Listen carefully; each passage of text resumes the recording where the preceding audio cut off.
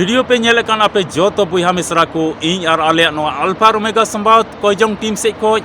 जीसु मरांग जय मसीह की आसो कना ईश्वर बाबा दो अडी मौज और नपाय दोहो का पिया और आपे को कोजोंग सो ते तिहिन नुआ अल्फा ओमेगा संबाद कोजोंग टीम हो ईश्वर बाबा अडी मौजे दोहो का और नोय मौज की चला कना और तीन मसीह बुहा मिसरा नुआ टीम रे को जुड़ाव कान आको नेहर को दोहो का उनको लगे जाओगी कोजोंग हुयो कना अदो आपे ठे नेहर मेना आपे हमा जमाड़ कते तहन तमुन पे चिलका ईश्वरा होर रे प्रभुआ होर रे तड़ाम हुआ चिलका विश्वास कते तड़ाम हुआ चिलका ईश्वरा कथा रे जमाड़ कते तड़ाम हुआ उनका तड़ाम रे आपे हो कुरुमुटुई तबन पे अदो तिहिन नोआ वीडियो आम पहिल दो में नेले कन खाज आ बाम सब्सक्राइब का तो मा सब्सक्राइब का में ईश्वरा कथा को आइमाम न्यामा नोआ वीडियो दो उनको लगे कना कोई दो प्रभु यीशु मसीह आकुरेन बा पंचाय मेंती को आंगोज कर दिया से को आतंक कर दिया से उन्हीं को पंजाय दी कना से सोनत सस्तर पुथी बाइबल रे कथा को जाओगी मन अंतर को दोहदा से उना चिचित सनाई को कना उनको लगी कना जुदी तिहिन आम दो सोनत सस्तर पुथी बाइबल रे कथा को बांग चित सनाई में कना से प्रभु यीशु मसीह दो बा पंचाय मेंते बाम मितावाई कना तबे दया कते नो वीडियो दो आलुम नेला आम लगी दो ते बांग कना चिदा जुदी नेल का जबरदस्ती तबे आयमा रकम बड़ी हुदिस को हेजमा ओना यते दया कते आमठे नेहर मेना नोआ हर आम बाम तड़ाम दाड़े कना दया कते आलुम नेला तीन नोआ धरती तड़ाम टुंडे रे ईश्वर दो जतो कोई दयाव को कना और उनिया हर ते कोई चला कना सरीगी ईश्वर रे गोड़ाव को कना और अयुरे को कना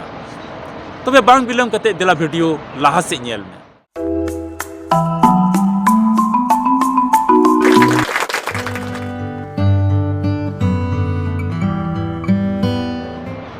मसीह दुलड़िया बुई हमेशा को तिहिन तो ईश्वर बाबा पुंथा चिलकाना कना मेनदाय नुआ धरती तड़ाम टुंडेग रे आम धरती रिया कमीरेम तहन कना चिलका तेन लाभ जोंगा चिलका तेन हमेट जोंगा चिलका ते हाना हुयो तिnya चिलका ते नवा हुयो तिnya चिलका ते ढीरño हुयो तिnya चिलका ते डबल हुयो तिnya नुंका नुंका ना लाभ जोंग रिया हुदिस रे अड्डी आयमा तर बुईहा मिश्रा को तहन कना आदो चिरो जीवन मिता में गोटा धरती तड़ाम टुंडंग रे इनगी दिनम दिन इनगी हुदिस दा चिकाते फायदा हुयो तिnya चिकाते लाभ हुयो तिnya तिहिन आमा आत्मिक जीवन लिगिते उना आत्मिक जीवन उका तो ईश्वर तुलुई जुड़ाव तहन कान उना बाबत रेम हुदिस कांडोन का आम हुदिस दम से बांग जुदी बाम हुदिस का काज तिहिन अत और ओक्ते मिना मिट घड़ी समय और ओक्ते नाम कते ईश्वर कथा पढ़ाव कते आम हुदिस में ईश्वर आम नुआ धरती रे बिनाव के मिया सिरजेव के मिया चिलगित मिटे पुंथा तोर मेना उनिया मिटे मोने जोंग मेना आम जे नुआ धरती रे कुल का में ओना लगी आदो तिहिन आम उनका नाम हुदिस दसे बांग चिदाते अडी आयमा तर कुदो नोंका बोन नेल केकुआ लाभ जोंग रिया हुदिस गे मेना सीता को कना सीता को अयु हबी लाभ रे हुदिस जोंग कना एटा और बाय हुदिसा तिहिन आम हुदिस में चिदाते नुआ धरती तड़ाम टुंडंग रे सस्तो रे मेंदा मिटेन अत और नोंकान अत और ओक्ते अचका के हिजुआ आम दो हुदिस रे समय बाम न्यामा बाइबल मेंदा सनोत सस्तो पुथी बाइबल मेंदा मिटेन नोंकान अत और ओक्ते हेज गतोआ आम दो बाम हुदिसा एन हिलो हुदिस रे मौका बाम न्यामा हुदिस रे ओक्ते बाम न्यामा उनाइते तिहिन अडी मौज अत और ओक्तेम न्याम का ईश्वरा मिमित कथा को अंजम कते आम हुदिस में तिहिन आम चिदा सिरजेव का मिया उना रिया मिटे मतलब मेना आदो तिहिन आम हो अत और ओक्ते सिंदरा उंडुंग कते ईश्वरा कथा मन अंतर रे दोहो कते कोई जोंग जीवन खिमा में उनी रे जमाणो में उनिया कथा को तिहिन नवा धरती तड़ाम टुंडंग लिगे आम चीने मिताम कना उनका लका तड़ाम रिया आम चेष्टा में तबे सरी के आमे अयुर में चिलका दो पोलू से अयुर किदी चिलका सिला से अयुर किदी चिलका मोसे अयुर किदिया चिलका दानियल अयुर किदिया चिलका नुहाय अयुर किदिया चिलका दाऊद अयुर किदिया चिलका सुलेमान अयुर किदिया चिलका ईश्वर रे मिमित गुती को ईश्वर दो अयुर का कुआ तिहिन आम हो अतो आलुम हुदिसा इन दो नुआ अडी कटी मचा घारोंज खोज कनई रेंगेज घारोंज खोज कनई अडी संगीन दिसम रे तहन कना आले आतु रे दो ईश्वर बाय दया कना आले टुला रे दो आले घारोंज रे दो ईश्वर बाबा बाय नेले ले कना से ᱟᱹᱰᱤ ᱥᱟᱺᱜᱤᱧ ᱨᱮ ᱤᱧ ᱫᱚᱧ ᱛᱟᱦᱮᱱ ᱠᱟᱱᱟ, ᱟᱹᱰᱤ ᱵᱩᱨᱩ ᱟᱲᱮ ᱨᱮᱧ ᱛᱟᱦᱮᱱ ᱠᱟᱱᱟ, ᱟᱹᱰᱤ ᱠᱟᱹᱴᱤᱡ ᱴᱚᱞᱟ ᱨᱮᱧ ᱛᱟᱦᱮᱱ ᱠᱟᱱᱟ, ᱤᱥᱥᱚᱨ ᱵᱟᱵᱟ ᱫᱚ ᱤᱧ ᱞᱟᱹᱜᱤᱫ ᱯᱚᱱᱛᱷᱟ ᱡᱟᱦᱟᱱᱟᱜ ᱵᱟᱹᱱᱩᱜ ᱛᱟᱭᱟ, ᱚᱱᱠᱟ ᱫᱚ ᱟᱞᱚᱢ ᱦᱩᱫᱤᱥᱟ। ᱛᱮᱦᱮᱧ ᱤᱥᱥᱚᱨ ᱵᱟᱵᱟ ᱫᱚ ᱟᱯᱮᱭᱟᱜ ᱴᱚᱞᱟ ᱦᱚᱸᱭ ᱠᱚᱭᱚᱜ ᱫᱟ, ᱟᱢᱟᱜ ᱜᱷᱟᱨᱚᱸᱡᱽ ᱦᱚᱸᱭ ᱠᱚᱭᱚᱜ ᱫᱟ, ᱟᱢ ᱦᱚᱸᱭ ᱧᱮᱞᱮᱫ ᱢᱮ ᱠᱟᱱᱟ। ᱛᱮᱦᱮᱧ ᱢᱚᱱ ᱟᱹᱪᱩᱨ ᱦᱩᱭᱩᱜ ᱛᱟᱢᱟ। ᱟᱫᱚ ᱛᱮᱦᱮᱧ ᱟᱹᱛ ᱟᱨ ᱚᱠᱛᱮ ᱢᱮᱱᱟᱜᱼᱟ, ᱱᱚᱣᱟ ᱠᱚ ᱟᱹᱛ ᱟᱨ ᱚᱠᱛᱮ ᱟᱹᱣᱲᱤᱭᱟᱜ ᱛᱮ ᱟᱞᱚᱢ ᱵᱮᱨᱵᱟᱫ ᱦᱚᱪᱚᱭᱟ। ᱟᱨ ᱵᱟᱠᱷᱟᱡ ᱥᱮᱛᱟᱜ ᱠᱷᱚᱡ ᱟᱹᱭᱩᱵ ᱦᱟᱹᱵᱤᱡ ᱠᱷᱟᱹᱞᱤ ᱟᱢᱟᱜ ᱠᱟᱹᱢᱤ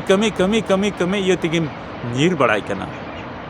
ᱚᱱᱠᱟ ᱛᱮᱫᱚ ᱟᱢᱟᱜ ᱡᱤᱭᱚᱱ ᱨᱮ ᱢᱩᱥᱠᱤᱞ ᱦᱮᱡ ᱯᱟᱲᱟᱜᱼᱟ। ᱤᱥᱥᱚᱨ ᱫᱤᱥᱟᱹᱭᱮᱢ, ᱤᱥᱥᱚᱨᱟᱜ ᱠᱟᱛᱷᱟ ᱠᱚ ᱢᱚᱱ ᱚᱱᱛᱚᱨ ᱨᱮ ᱫᱚᱦᱚᱭ ᱢᱮ। ᱚᱱᱟᱨᱮ ᱟᱹᱰᱤ ᱵᱷᱟᱹᱜᱤ ᱠᱟᱛᱷᱟ ᱠᱚ ᱟᱢᱮ ᱢᱮᱛᱟᱣᱟᱢ ᱠᱟᱱᱟ ᱛᱮᱦᱮᱧ। ᱟᱢ ᱞᱟᱹᱜᱤᱫ ᱤᱥᱥᱚᱨᱟᱜ ᱯᱚᱱᱛᱷᱟ ᱢᱮᱱᱟᱜᱼᱟ, ᱟᱢᱟᱜ ᱜᱷᱟᱨᱚᱸᱡᱽ ᱞᱟᱹᱜᱤᱫ ᱟᱹᱰᱤ ᱢᱟᱨᱟᱝ ᱯᱚᱱᱛᱷᱟ ᱢᱮᱱᱟᱜᱼᱟ, ᱟᱢᱨᱮᱱ ᱜᱤᱫᱽᱨᱟᱹ ᱠᱚ ᱞᱟᱹᱜᱤᱫ ᱤᱥᱥᱚᱨᱟᱜ ᱯᱚᱱᱛᱷᱟ ᱢᱮᱱᱟᱜᱼᱟ, ᱟᱢᱟᱜ ᱠᱟᱹᱢᱤ ᱞᱟᱹᱜᱤᱫ ᱤᱥᱥᱚᱨᱟᱜ ᱯᱚᱱᱛᱷᱟ ᱢᱮᱱᱟᱜᱼᱟ, ᱟᱢᱟᱜ ᱪᱟᱥ ᱠᱟᱹᱢᱤ ᱞᱟᱹᱜᱤᱫ ᱤᱥᱥᱚᱨᱟᱜ ᱯᱚᱱᱛᱷᱟ ᱢᱮᱱᱟᱜᱼᱟ, ᱟᱢ ᱪᱮᱫ ᱞᱮᱠᱟᱛᱮ ᱤᱥᱥᱚᱨᱮ ᱮᱢᱟᱢᱟ ᱚᱱᱟ ᱞᱟᱹᱜᱤᱫ ᱯᱚᱱᱛᱷᱟ ᱢᱮᱱᱟᱜᱼᱟ। ᱦᱤᱡᱩᱜ ᱩᱱᱤ ᱥᱮᱫ ᱢᱤᱫ ᱫᱚᱢ ᱠᱚᱭᱚᱜ ᱞᱮᱜᱟᱭ ᱢᱮ, ᱩᱱᱤ ᱥᱮᱫ ᱢᱤᱫ ᱫᱚᱢ ᱛᱟᱲᱟᱢ ᱨᱩᱣᱟᱹᱲᱚᱜ ᱢᱮ, उन्हीं मिदम नेले में आम उन्हीं से सुर लिका में उन्हीं आम से सुरु करना से बांग मसीरे दुलड़िया बुइहा मिसरा को नवा धरती तड़ाम टुंडंग रे अड्डी आयमा तर बुइहा मिसरा तेहिं मेना कोआ अड्डी आयमा तर मानवा मेना कोआ तेहिं आकुआ मने लिका को तड़ाम दा आदो ईश्वर आया कथा से लिकाते तेहिं आमे चितावे में केना आमा मने लिका दो आलम तड़ामा चिलका ईश्वर कथा में मिताम कान उनका तड़ाम रिया कुरुमुटुई में उनिया दया दुलड़ दो सरी के आमरे हिजुआ और आमा घरोंज रे ओका जरूर कान सुलूक आ रस्क भोर आ सहई आमा जरूरा को जोतो उनी इमामा अरे गोड़ोमा ईश्वर के आया कथा से लिकाते आपे जोतो को गोड़ो अरे भोर पे मा